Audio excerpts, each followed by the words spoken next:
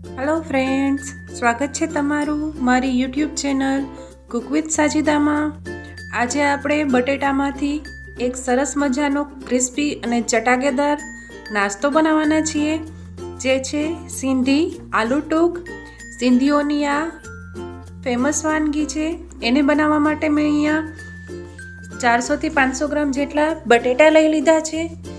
તો આલુ ટૂક અહીંયા નાની બટેટીઓમાંથી જ બને છે એવું માનવાનું આવે છે, પણ અહીંયા નાની અને મોટી બંને બટાકીઓ મેં લઈ લીધી છે। એને ધોઈ અને સરસ સાફ કરી લીધી છે। નાની બટાકીઓને આવી રીતે 1/2 કરી અને કટ કરી લઈશું, અને મોટું બટાકું હોય એને આવી રીતે પહેલાં 1/2 કરવાનું છે। પછી તેને આવી રીતના ઉલટું મૂકી અને વેજીસમાં કટ કરવાનું છે। તમને અહીંયા આગળ હું બતાવી રહી છું, એવી રીતના આપણે મોટા બટેકાને કટ કરી લેવાના છે। તો આવી રીતે વેજીસમાં આપણે કટ કરવાના છે।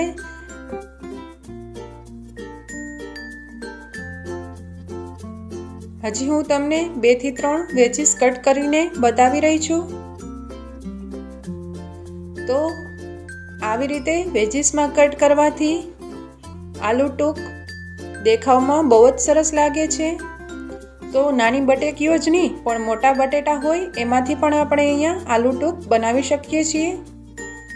આવી જ રીતે હું બધા મોટા બટેટાના વેજીસ કટ કરી લઈશ અને નાની બટાટીઓને 1/2 કટ કરી લઈશ।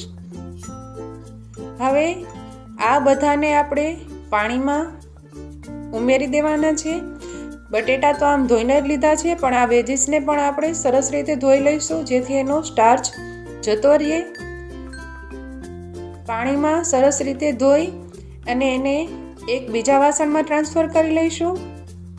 હવે અહીંયા બીજી બાજુ મેં તેલ ગરમ કરવા મૂકી દીધું છે। એની અંદર આપણે આ બટેટાને ઉમેરી દેવાના છે અને મીડિયમ ટુ લો ફ્લેમે તળવા દેવાના છે। સિંધીઓમાં આ એક સાઇડ ડિશ તરીકે બનાવવામાં આવે છે। ખાવામાં સરસ મજાના ક્રિસ્પી તૈયાર થાય છે આ સિંધી આલુ ટૂક, અને બનાવવામાં પણ એટલા જ સરળ છે, ફટાફટ બની જાય છે। જો તમને મારી આ રેસીપી પસંદ આવે તો તમે પણ ઘરે જરૂરથી એકવાર ટ્રાય કરજો, અને પસંદ પડે તો મને કમેન્ટમાં જણાવજો। હવે આપણા બટેટા અહીંયા હાફ ડન થઈ ગયા છે।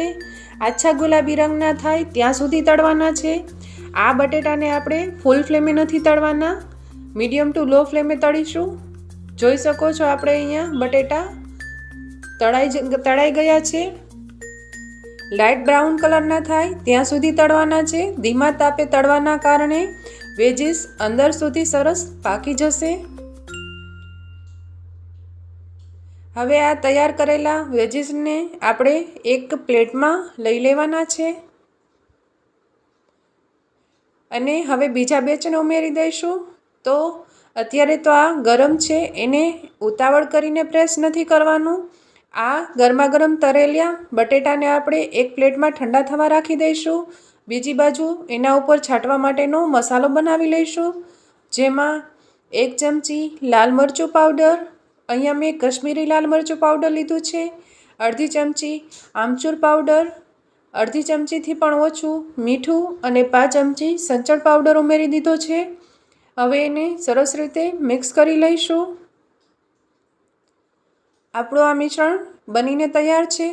હવે જે વેજીસ છે એને 15 મિનિટ જેવું થઈ ગયું છે, અને સરસ ઠંડી થઈ ગઈ છે। તો એને આપણે અંગૂઠાના નીચેના ભાગથી તમને જેવી રીતે બતાવી રહી છું એવી રીતે પ્રેસ કરવાનું છે હળવા હાથે, અને પ્રેસ કરતાં જો તમને ગઠ્ઠા લાગે તો હજુ તમે 5 થી 10 મિનિટ માટે રાહ જોવાની છે, અને પછી આવી રીતે બધી વેજીસને પ્રેસ કરી લેવાની છે,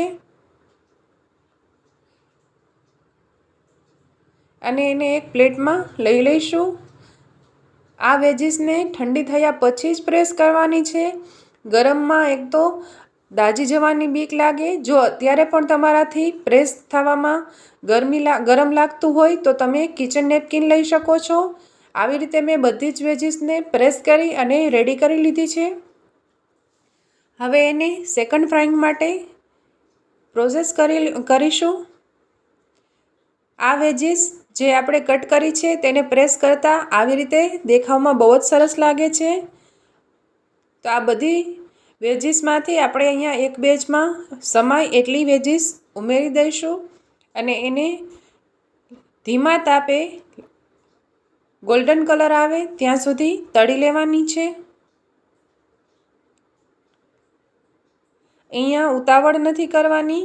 આપણે પહેલી વાર તળી લીધા બટેટા ત્યારે અંદર સુધી સરસ પાકી ગયા છે, પછી જ આપણે પ્રેસ કરી અને બીજી વાર તળ્યા છે. હજુ જો આપણે એને ફૂલ ફ્લેમે તળીશું તો એ વધારે બ્રાઉન થઈ જશે. મીડિયમ ફ્લેમે એને આવી રીતે સરસ ગોલ્ડન કલર આવે ત્યાં સુધી તળી લેવાનો છે અને એને એક બાઉલમાં કાઢી લઈશું. ઘણા સિંધીઓના ઘરમાં 3 વાર પણ આ વેજીસને ફ્રાય કરે છે. આ બીજી વાર ફ્રાય કર્યા પછી એને ઠંડુ કરી અને પાછું ત્રીજી વાર તળે છે. એકદમ સુપર ક્રિસ્પી અને મસાલેદાર એવી આપણી સિંધી આલુ ટૂક બનીને તૈયાર થઈ ગઈ છે. ઉપર મેં તૈયાર કરેલો મસાલો પણ છાંટી દીધો છે. જો તમને મારી આ રેસીપી પસંદ આવી હોય તો ઘરે એકવાર જરૂરથી ટ્રાય કરજો. તમારા ફ્રેન્ડ્સ અને ફેમિલી સાથે શેર કરજો. મારી આ ચેનલને લાઈક કરજો, સબસ્ક્રાઈબ કરજો. ફરી મળીશું નવા વિડીયોમાં નવી રેસીપી સાથે. ત્યાં સુધી આવજો.